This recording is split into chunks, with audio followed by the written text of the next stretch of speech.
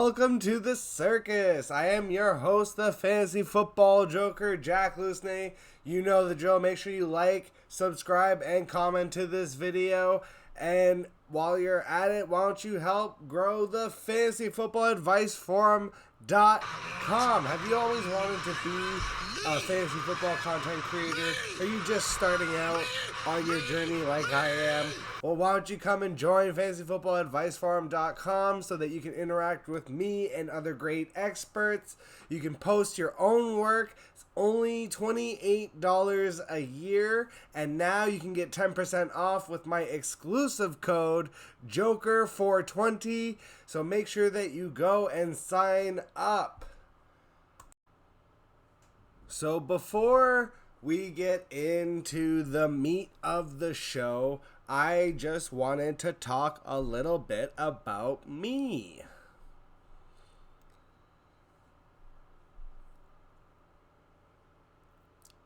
So my name is Jack Lusney, of course, like you hear me say all the time. All my handles are in my own name. That is just my real name. Honestly, I'm a simple guy, so we'll just get that out of the way. Part of the reason I took the fantasy Joker moniker, and I was kind of like playing with different ones that I wanted to use, whether I wanted to be a completely, like, do something just completely original. There was another one that was floating around, and it's funny because you can still see the remnants of it on Fantasy Football Advice Forum. .com. If you do sign up there, you'll see my moniker there. Exclusively there is at Captain Jack, because for a hot minute I thought maybe I might be the fantasy pirate, Captain Jack. So there was all kinds of ideas floating around, and at the end of the day, I'm a simple guy. I like simple things, and I didn't think I would have it in me, honestly, to like create this whole extra set of like accounts that I would have to manage, essentially. It's funny because in a lot of ways, my own life and my attitude in life, and I think this is true for a lot of players, your attitudes in life can reflect how you play fantasy football. And so one of the things that I've always struggled with in fantasy football is it's not always about how many teams I'm managing, but really it's about how many apps that I have to manage, right? So it's like, if I have 10 teams to me is not that bad to manage, as long as they are all, organized onto one app. Obviously for me, not obviously, but I prefer Sleeper. I think Sleeper is by far and away the best. And then the only other one that I use is Yahoo. And the only reason that I keep Yahoo around is for, there's a couple degenerates out there that refuse to move on, and they like to have their football on Yahoo for some reason. But for me, more importantly, it's because of the basketball and the hockey. I will shout out Yahoo does an amazing job as far as fantasy basketball and fantasy hockey, both of which I partake in heavily as well. Maybe one day in the future, I could think about like doing a subsect of fantasy shows for those sports as well. But my family's already hating me with the football right now, so I think we'll just stick to this.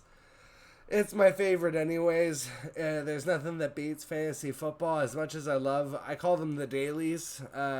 It scratches an itch playing fantasy. And there's people out there that play fantasy baseball. That one's not for me. I'm just not really, I can't get into the baseball. Sorry.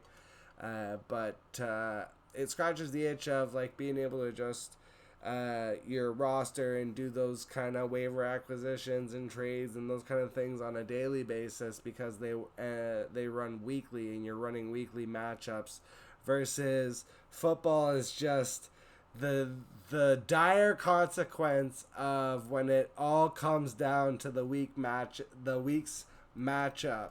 It's be all end all, baby, and that's what I love about it.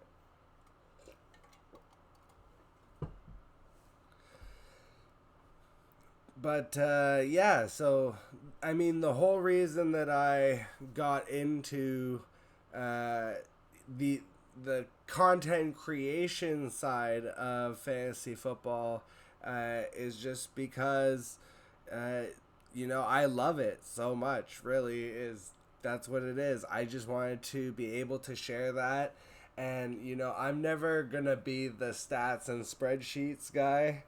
That's not really my thing. I'll leave that to the actual experts out there. There's people incredibly way smarter than me. It's always one of my pieces of advice, actually, is just in life. And again, in fantasy football, there's always a correlation. Just surround yourself with people much smarter than you and always be willing and open to learn.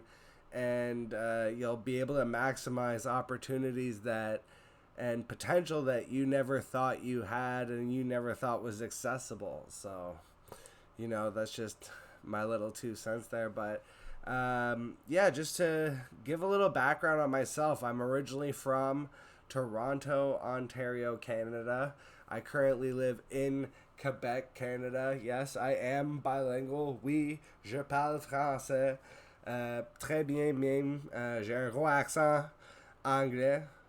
I understand probably not a huge subsect of the population out there understanding what I'm saying when I'm speaking in French, but that's fine. I I don't do it often. My family is English. My wife is from Iowa. We met uh, online, but in a kind of a weird way, in a niche way. We both are big fans of. There's a podcast out there. Shout out to Last Podcast on the Left.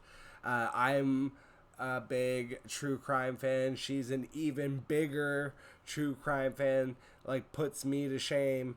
What I would have in sports knowledge, she doubles me in true crime and horror knowledge. So, she is English, obviously. Her son, my stepson, he's English, and my daughter, although she's always lived in Quebec since she was 2 years old, basically,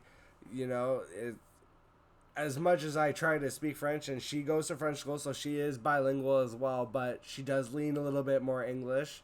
So it is weird when we're out in Quebec and everybody else is speaking French and we're the one English family. But then, sometimes I think there's a misnomer or like this idea that in Quebec there's a pushback on if you're an English family like that. And I would say that in my personal experience, I haven't really seen that, but I think that's only because, generally speaking, like when I'm out in public, like I will approach other people like in French and they'll hear my accent, and sometimes if I'm distracted and stuff, I might get off track and they'll try and switch to English for me, so that's always nice. But it's just I think you always have to give people a chance. I always remembered, and this is something I struggle with, because look, it's not like I'm like this happy-go-lucky optimistic people person, because I'm really not. I'm often very much the opposite, and it's one of those things that I think just like, in life, you have to be able to identify those things that you might struggle with, and then, again, open yourself up to the opportunities to be able to learn and to be able to adjust. And, recently I went to Iowa, and so, sorry, I was just getting off track, but I always try to remember John Madden. John Madden was, and it's funny because he was afraid of flying, and I'm not to the extent of I'll never get on a plane in my life, but I do understand where he was coming from, because I don't do well with heights. It's one of my things. Heights and snakes. I guess I'm like John Madden and Indiana Jones in that way. But I just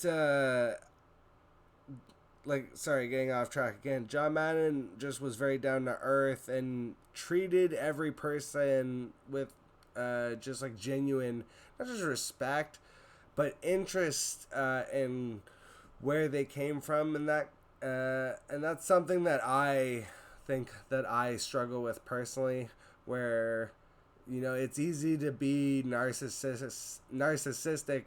My stepson always says, everybody else are NPCs, as in non-playable characters in a video game. And, I looked at him and I reminded him, like, no, to everybody else, you're the NPC. That's the thing. Everybody is their own main character and their own story. And some stories are definitely more interesting than others. I'll say that. But everyone has a story, and if you take the time to listen, I mean, it doesn't hurt. I think, and again, I'm preaching to myself here more than I'm even preaching to anybody else. This is like a video confessional, and I'm almost just talking to myself, but like, and I struggle with my kids. It's the same thing of like, and I just went through this with the dog. So I have a new puppy. Her name is Rocky. She's a husky. Husky pom mix, 4 months old, very high energy, and she kept running away. So I'm trying to train her on walks to like go off leash and stuff, because there's a big park nearby, and I go really early in the mornings, like 5, 6 in the morning. There's really nobody there, so I'm trying to just teach her, yes, you can run around and stuff, but then when it's time to come back, you need to come when I call you. And she was not doing that, and then she was getting in trouble when she would finally come in. It's like the more I would get frustrated, angry, upset, and she would get in trouble, the more that it was aggravating the situation than it was helping. And I needed to be able to step back, reassess, change. I had to change treats. I changed to like I had this peanut butter treat that comes out of a little pouch, which basically forced her to come up, and she's got to lick it out of my hand, and I could pet her at the same time and get her back on the leash easy. And been a couple weeks now, we got no problems. And it's just the same thing of, when you're dealing with kids and when you're dealing with coworkers and bosses and just unruly people in general. I think it's so easy to take in the negative and feed on the negative and then be negative, and I'm more guilty of that than anybody else. But I think there's an old saying, you can attract more flies with sugar than you can with salt. And what that means ultimately is when you have like a surly attitude and when you're negative, like you just tend to keep attracting that same thing. And so it's hard. It's one of the hardest things ever, but I guess you gotta just, it's every BS saying that has ever been said on the face of the earth, but you push through. That's what we do. But I've gotten way off track. The whole reason, though, there is kind of a point to this, not just getting into some like psychological seminar here with myself, but one of the things that I wanted to do when I started this journey is focus on the human side and the entertainment side. When I mean the entertainment side, I just mean the jovial, like, we are all here ultimately to have a good time. Fantasy football is supposed to be fun, and that's my focus above all at the end of the day, and the community. And so I have a special announcement. We'll be going to 2 episodes a week, but the other one is going to be somewhat unrelated. So basically, I have already scheduled my first guest, and I'm pretty sure I'll be able to schedule a few more pretty easily. But once a week, we're going to be coming at you with a brand new episode of the Fantasy Football Jokers called Wildcard Wednesdays, in which I will interview a fantasy football content creator. And basically, we're just gonna, it's gonna be. So, first of all, it's gonna be a rated R episode. I can tell you that right off the bat. There is gonna be an age restriction on it. When I first started these videos, I kind of realized very quickly with the YouTube algorithms and everything, I kind of had to keep it clean to an extent. But with these episodes, it's very much just gonna be, like a conversation, but getting to know the behind the scenes, in a sense, of a lot of these fantasy football content creators that we're following on Twitter, putting a face to the name, exploring the human side. So I'm pleased to announce that starting next Wednesday, those episodes will be dropping. And my very first guest, of course, it had to be the creator of fantasyfootballadviceforum.com, the guy running the show, the Wizard of Oz, the man behind the curtain, Tyler Bradley, will be guest appearing on the show.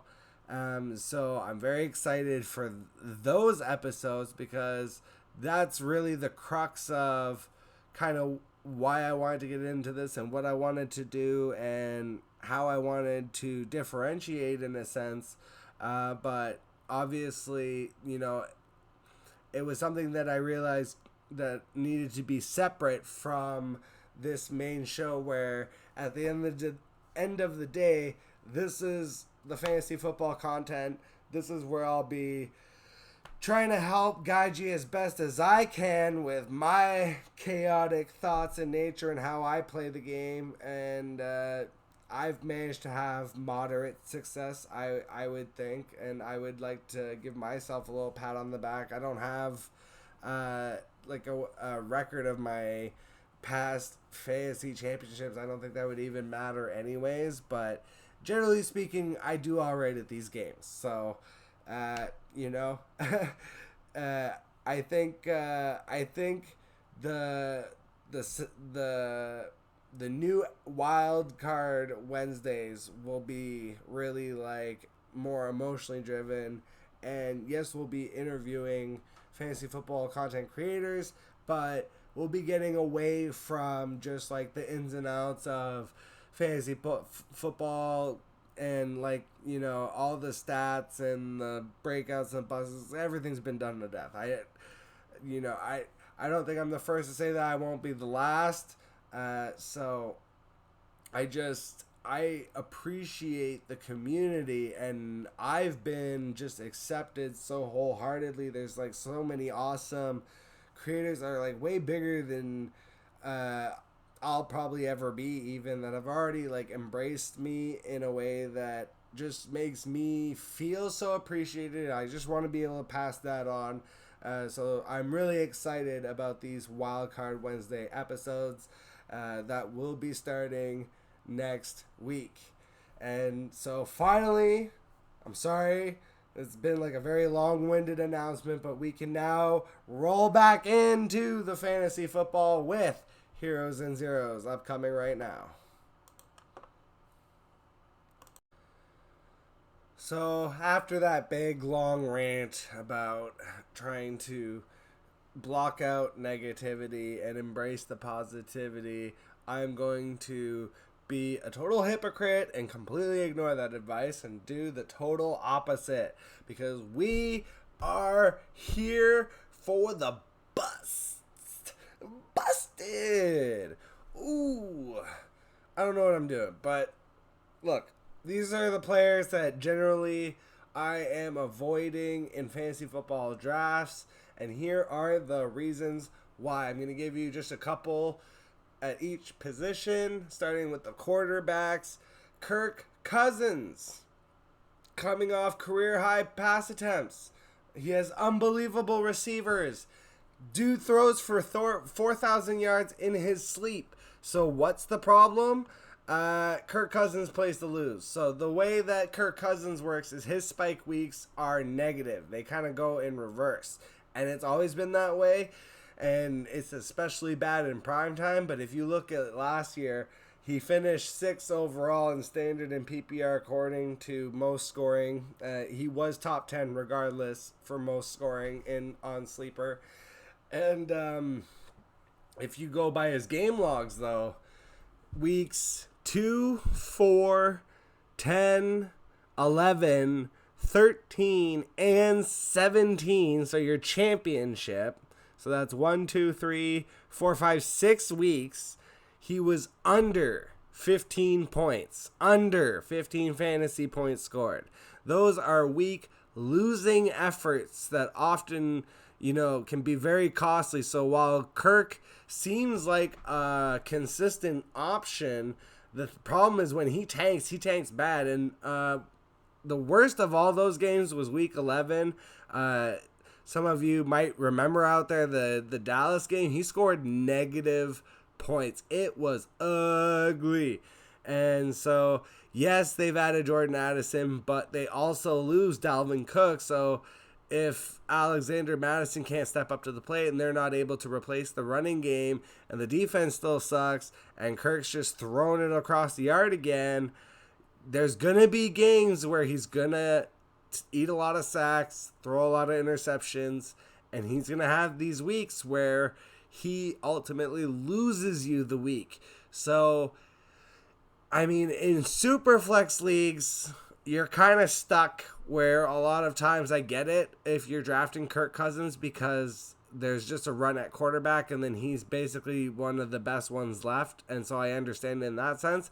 But in single quarterback leagues, just avoid Kirk Cousins. If you're going to have him hang around as your second quarterback, but even then a lot of times, you can't always predict when he's going to tank. Some of these games were winnable games against like the Falcons or whatever, and he still tanked. And then it just, there's so many guys going around Kirk Cousins that have more upside to be able to get, like Daniel Jones, for example, who we'll talk about later. I would rather have him, honestly, than Kirk Cousins this year. That's just how I feel. The next one on my list is Dak Prescott, and it's because I just am off of the Cowboys this year. Normally, I would almost think that Dak was bound to rebound this year. And if Kellen Moore was still in town, then I might feel that way. But the fact that they tried to blame the offense on Kellen Moore, and you've got Mike McCarthy saying weird things like, well, my defense was on the field too long. And so they bring in Brian Schottenheimer, who runs like the worst inside zone scheme that you've ever seen in your life. It's just the most predictable, and I don't even care if Mike McCarthy's the one calling the plays. If the playbook is from 1980, what is it going to matter? And then furthermore, when you really look at the Dallas Cowboys depth chart, and when you really look at this roster, who do they have outside of CeeDee Lamb and Tony Pollard? I mean, you're talking about, can Michael Gallup finally just like stay on the field and be a feasible wide receiver 2-3? Can Brandon Cooks, now 29, probably going on his age 30 season, I think by the time the year is up, will he be able to rebound now that he's on his like 5th team? And then there's no tight end. You're talking about Jake Ferguson and Luke Schoonmaker. So it's like, I don't see the path really for Dak to get back to the production that we've seen from him in the past, where he was putting up 4,500 yards and 38 to 40 touchdowns. I don't see the players on this team that are going to be capable of doing that. So again, if you're stuck in a super flex, I get it, but there's no way I'm drafting Dak in any kind of single quarterback format. I've avoided both of these quarterbacks, especially in best ball formats. And then keeping with the Dallas Cowboys and going straight into the running backs, I think Tony Pollard is a bust this year. One of two things is going to happen. I think either Zeke is going to re-sign with this team, which now you're starting to see a lot of that on Twitter, that people are starting to think that, oh, Zeke's going to ultimately just come back to the Cowboys, and I see that as a very real option. But even worse than that, if Zeke comes back, that's honestly apocalyptic as far as I'm concerned for Tony Pollard because of the change of scheme.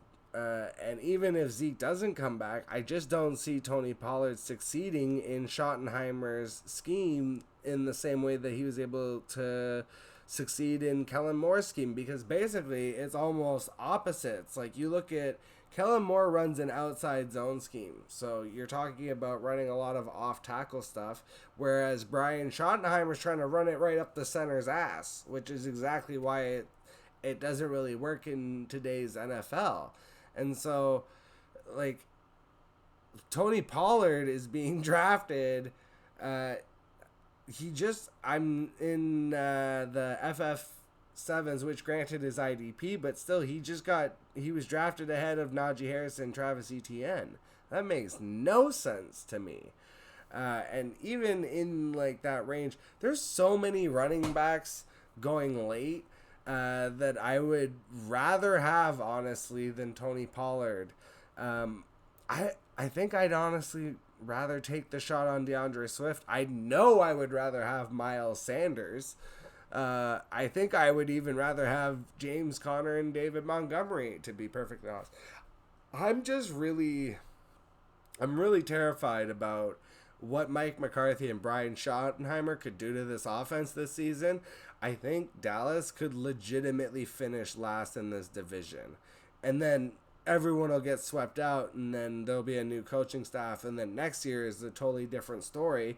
And this has nothing to do necessarily with even the talent of CeeDee Lamb and Tony Pollard. I think CeeDee Lamb is the one that's going to be safe, because just by pure volume and necessity, because like I mentioned, it's Michael Gallup and Brandon Cooks and not much else. I think he'll be okay, but I don't see a lot of touchdown upside for CeeDee Lamb, so I generally haven't drafted him either where he's been going, because I like the other wide receivers in that range more. Moving on to not the Dallas Cowboys. Originally, I was going to talk about Bijan Robinson here, but I don't... Look, I'll quickly say it, because I did put it out there all the way back in the beginning of my short player profiles. Make sure you go check that out. I've got that saved on a playlist. But basically, I just think based on expectation and where he's being drafted, considering he's being drafted as like the third running back off the board, if Bijan Robinson doesn't have an Eric Dickerson-like rookie season, like if he doesn't have 1,500 all-purpose yards, people are going to be upset. Like I think it's if he has a Najee Harris like season from last year, people are going to be a little bit disappointed, and I could see him having a more realistic ADP next season, and then I'll be very much in on him next year. But for this year, considering Tyler Algier is very much still there and Cordero Patterson is still hanging around too, for me, I'm not in on Bijan the way that other people are. But the guy that I actually wanted to talk about here was Josh Jacobs, because I was very in on Josh Jacobs. I traded for Josh Jacobs last year and rode Josh Jacobs all the way to the fantasy championship just to end up not having Derrick Henry and Lamar available and getting absolutely crushed by Mike Evans' one game of the year. So, unfortunately, I did not win the championship in that league, but you know what? You only get the chance to play if you make it to the championship, and the reason I did was because Josh Jacobs was so damn good last year. And I think that he is an excellent player. But this year, the season, it's just the situation strikes me as very tumultuous. So, for one thing, there's already like little whispers of he could potentially hold out if the Raiders don't give him another contract. I don't know if the Raiders are going to give him another contract. I also didn't see them really do anything to improve the offense. All they did, like, they lost Darren Waller and replaced with Michael Mayer. Michael Mayer might be a nice player, but he's a rookie tight end. You know, Dalton Kincaid and Sam Laporta and Michael Mayer are all getting a lot of love, but I think the history of rookie tight ends has not been kind. And so, generally speaking, the offense is going to run through Devontae Adams and Josh Jacobs. But the thing is, last year Josh Jacobs had a really big volume. If you count the receptions, I think he was right around the 400 touch mark. And historically speaking, there's a lot of running backs that have struggled in the season after that 400 touch mark. And, you know, Josh Jacobs built different, but at the same time, the one that always sticks out in my mind is DeMarco Murray. DeMarco Murray's contract was coming up, and the Cowboys rode him into the ground, and he had an amazing season for fantasy, but he played through a lot of nagging injuries that year, and Josh Jacobs did the same thing last year. I was very in on, there were several games where it wasn't 100% if Josh Jacobs was even going to play or start, and then he would end up playing extremely well. And so this season, if Jimmy G doesn't come out the gate, like if they don't start winning right away, like that's where I could see if Josh Jacobs suddenly has these nagging injuries again, I could see this season is where he would be missing time. And it just, everything about that offense kind of really scares me. I don't have a lot of shares of anyone except for, honestly, I do have tons and tons and tons of Hunter Renfrow shares in best ball because he's just left for dead. Like, he's you get him in the very last round, but it's not like I'm trying to count on him in any of my redraft leagues or even in Dynasty. And then moving on to another wide receiver that just moving on to wide receivers in general, because we were just talking about Hunter Renfrow, but I don't understand Calvin Ridley's hype. Like, I just don't get it. I know he was really good. I had Calvin Ridley, so I have a 16-team Dynasty League, which now the team looks ridiculous. But once upon a time, when I drafted that team, I drafted Calvin Ridley and Matt Ryan as a stack. And it's because I was convinced that Calvin Ridley was an extremely talented player. Now, I ended up trading Calvin Ridley, but it was because I was able to acquire Travis Kelce. So that was a bit of a no-brainer. It was like Calvin Ridley and a first-round pick and maybe like another small piece, and I got Travis Kelce, which we've all seen how that paid off. But Calvin Ridley now is coming back from 2 years of not playing football, and there's a lot of mouths to feed in Jacksonville. Christian Kirk is coming off a career year. I really like Christian Kirk. I like what he offers to the offense. I like the way that he's able to fill multiple roles in and out of the slot. So I think that, and then you still have Zay Jones, the ultimate spot starter. You have Evan Ingram. There's just, I think Calvin Ridley will find a role on this team, but I've seen some like crazy projections as high as like 1,300 yards. I don't think he gets anywhere close to that. I will be shocked, honestly, if Calvin Ridley is able to just cross the 1,000-yard threshold. I have him projected a lot closer to like 800 yards and like maybe like 5 or 6 touchdowns. And he's going ahead of guys that I see as if Calvin Ridley and Terry McLaurin are on the board. And again, I'll talk about Terry McLaurin later. It's like Terry McLaurin all day, every day. Another wide receiver I'm just avoiding is Chris Godwin. The quarterbacks are worse than I am. Like, Baker Mayfield and Kyle Trask are just, they are struggling to hit wide receivers in summer off-season training camps, basically, while everybody's in shorts and t-shirts. That is not a good sign. I don't see it getting better. This offense is going to be a dumpster fire, and we've seen it with Todd Bowles before, unfortunately, where he's a defensive-minded head coach, and if he doesn't have like an amazing offensive coordinator to guide him, like that team could implode, and I expect it to, and then the whole coaching staff's going to get swept out again, sadly. Because I do like Todd Bowles. I think he's a really good coach. I think he just should stay a defensive coordinator because he is just not meant to be a head coach, I think. Or he's just snake bitten with the organizations he's chosen with the New York Jets and the Tampa Bay Buccaneers. But I mean, you know, they were able to win because they had Tom Brady, but like they traded the world for that Super Bowl. But I mean, it works. The Bucs.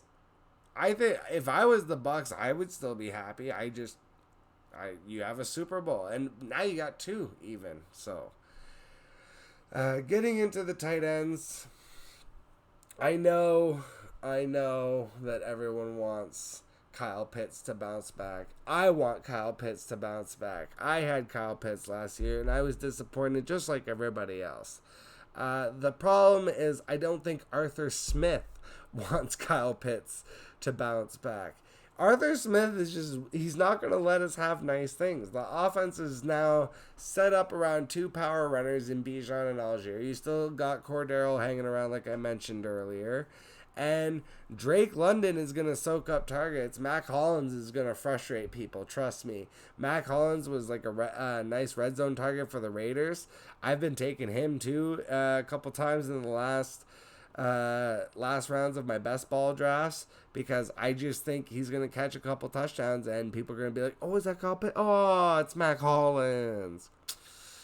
So me personally, I'm not taking the leap anymore. I think Kyle Pitts is doomed until either he leaves the Falcons or the coaching changes. Because it's like he's not a blocking tight end. He's never going to be a blocking tight end. He's a generational move receiving tight end, and if they would just use him that way.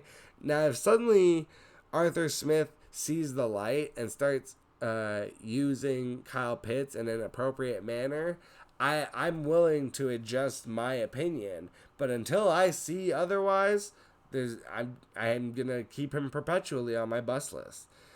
And then this one was really weird because the more I looked into it, did you realize this tight end has never had more than 60 receptions in his career?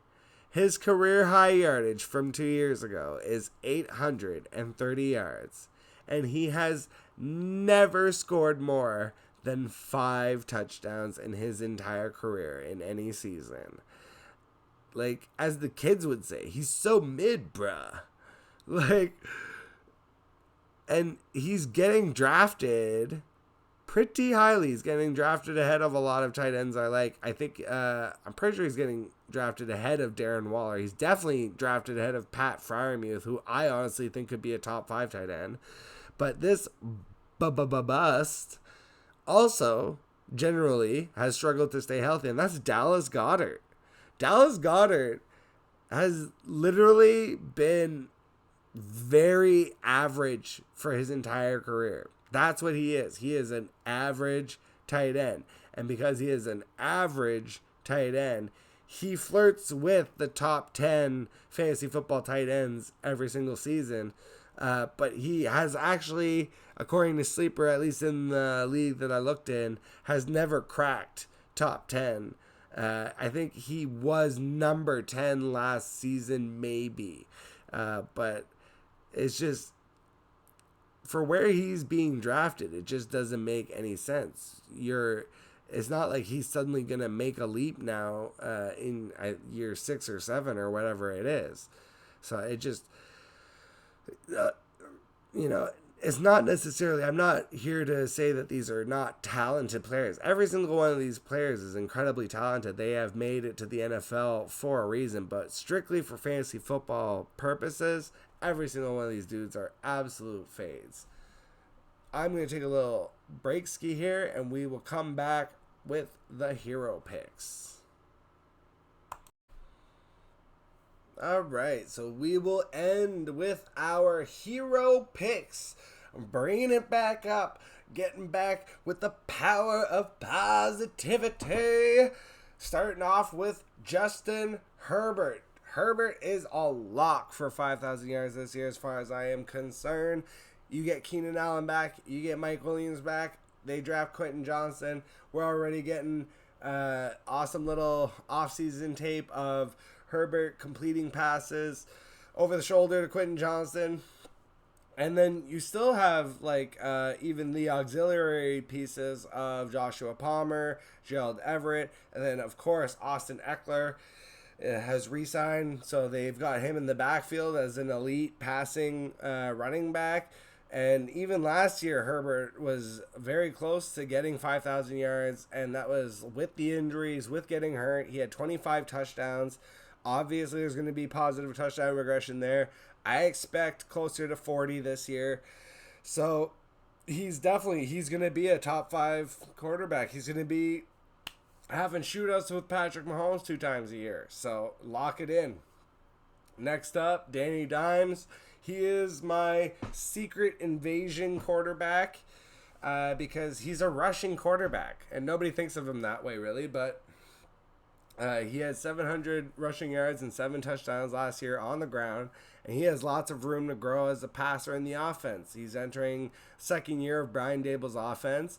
We've seen before how a less than accurate passer in Josh Allen was able to progress in Brian Daboll's offense, and I expect Daniel Jones to do the same thing now that he's able to have some continuity in his own offense after having a litany of coaches come through the building. So he had 15 touchdowns to 5 interceptions last year, bumped that up to 25. He was already a top 10 quarterback last year in fantasy because of the rushing stats. I expect that to repeat and to even be a little bit better because I expect him to be a little bit of a better passer. Getting into the running backs, and we are powering through this because I am tired, so I am trying to use a little bit of motion here just to keep myself alive. Najee Harris. Steelers are gonna Steeler. Kenny Pickett's going into his sophomore season. I expect him to progress. They improved the offensive line. Najee is healthy. Last year he was dealing with the Liz Frank sprain. And we all know that Liz Frank can be an evil bee. So I think this year is going to be big for Najee. There's a lot of Jalen Warren hype, which I think is cute and adorable. Keep it up. But Steelers do one thing well, and that's have a workhorse running back. And that's going to be Najee Harris. So, and then he's finally, his ADP's finally been pushed down to where I am willing to draft him in like the 3rd and 4th rounds generally of a lot of these drafts that I've been doing. So Najee Harris all day. And then right after him is Travis Etienne. I have seen Etienne going in basically the same range. I'm willing to take either of these running backs as my running back 1. I think Najee has potential to finish top 5. I think Etienne has the potential still to finish top 12. He may not be a high volume guy, and I do think he is going to split some work with Tank Bigsby, who they drafted in the 3rd round. But there's nobody else in the backfield. It's not unless they sign somebody else, unless Leonard Fournette somehow comes back into town. I think it's going to be split pretty evenly between Etienne and Tank Bigsby, with Etienne being the priority. I love Doug Peterson's offense. I think it'll be a high efficiency workload of between 200 and 250 touches. I think he is an easy lock to cross 1,000 yards, and really, I think he has touchdown upside. Because Trevor Lawrence, unlike a lot of these other quarterbacks, he is not like the rushing goal line quarterback. So I think ETN, when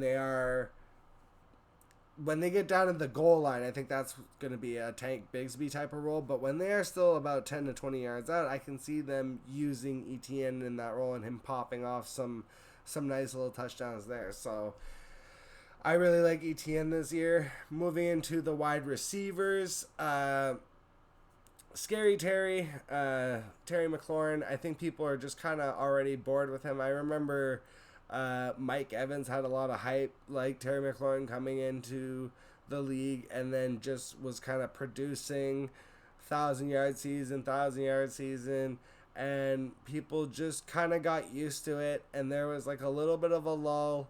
And similarly, I see a lull with Terry McLaurin.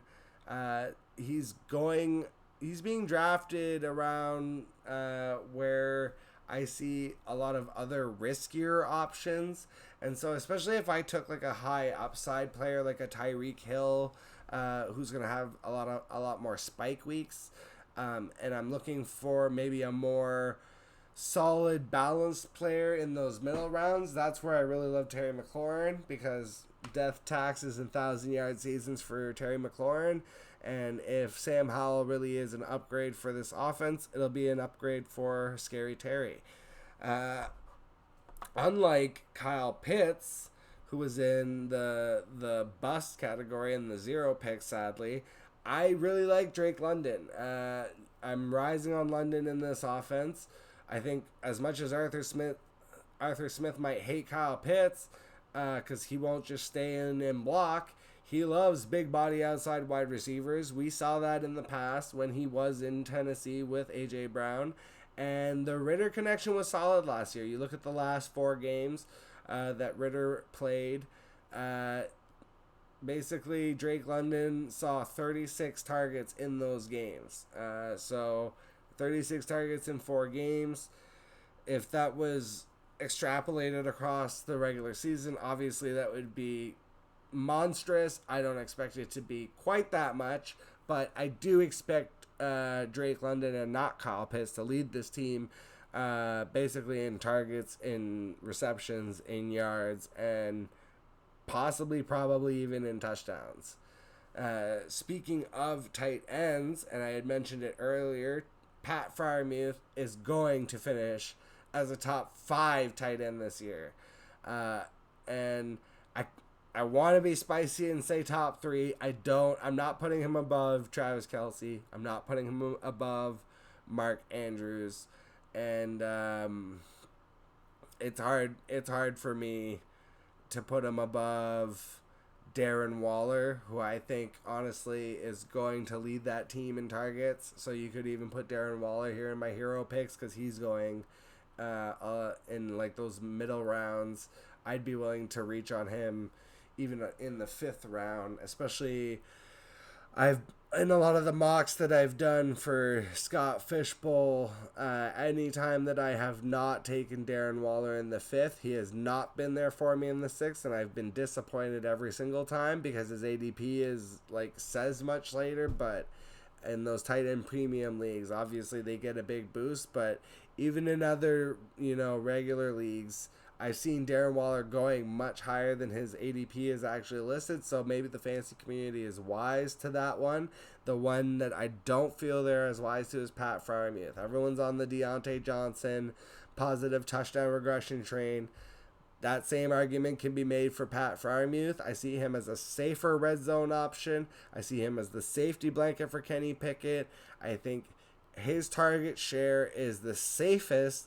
There's a new argument now being made of, even if Kenny Pickett is able to progress to the mean and be an average NFL quarterback with 20-25 touchdowns, he's not going to be supporting 4,000-yard wide receivers or 4 wide receiving options, or even 3 all pro options But I do see him supporting the Muth. I think the Muth is the exception to the rule because he plays in that middle of the field where Pickett is, want to throw the ball.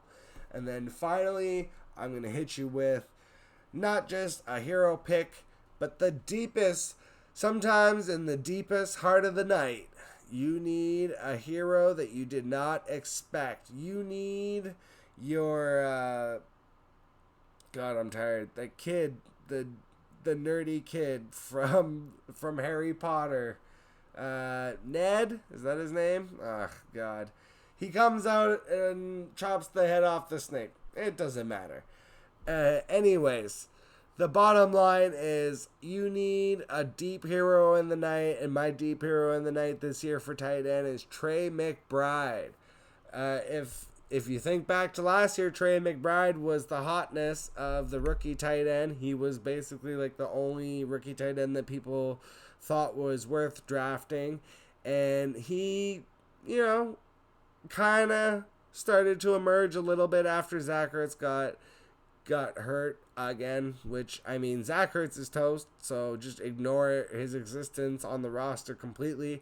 I think with the exodus of DeAndre Hopkins, now you're looking at it's Hollywood Brown, Michael Wilson, who they drafted in the third, Greg Dortch, who I like as a nice sleeper because somebody's got to catch balls there. But I think Trey McBride could definitely take a leap. I'm not saying that he is going for 1,000 yards or anything, but especially in best ball leagues, if you take him in like those in the last rounds, like your tight end 2 or 3, or in Scott Fishbowl, if you take him really late and just if he develops into anything, I think if he goes for 505, it at least shows progress, and you'll get some spike weeks in some of those formats. That's basically it for my hero picks. Thank you so much for joining. As always, make sure that you are signing up for fantasyfootballadviceforum.com. If you want to be a new content creator, make sure that you are coming to join our community. Even if you don't and you just want to come, all my exclusive articles are there. There's all kinds of other great content going up. You can interact with all of our great experts. You can ask questions, get questions, do Q&As, all kinds of stuff. You can post your leagues, join leagues. It's awesome. So just please go sign up. It's only $28 a year, and make sure that you use my code JOKER420 to get 10% off. And as always, make sure you follow me on Twitter at Jack Lusney, follow at FF Advice Forum, and like, subscribe, comment on this video. It always helps with the algorithms. Thank you so much for watching. Have yourselves a wonderful, fantastic weekend. Stay crazy.